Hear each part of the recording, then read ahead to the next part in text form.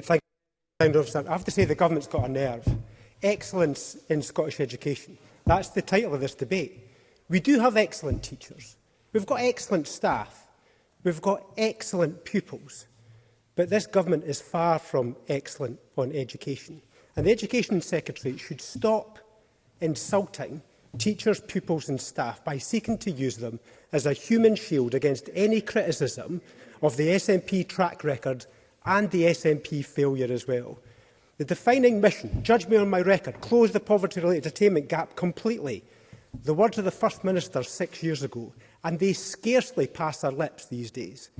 In that same election, because I stood on the same platform as her at that election, I said we'd put a penny on income tax for education. Such was my commitment to education. I made it my #1 priority. And the difference is that I'm standing here this afternoon, again, talking about education, because it continues to be my #1 priority, whereas the First Minister is nowhere to be seen.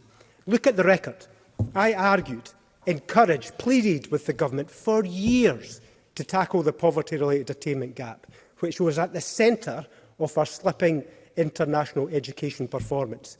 10 years ago, I said targeted funds directly to the poorest pupils was the best way through a pupil premium. But the Education Secretary, after Education Secretary, refused to do it for years on end. Because of that, young children from poorer backgrounds struggled in school. And because of that refusal back then, we see a yawning poverty-related attainment gap today.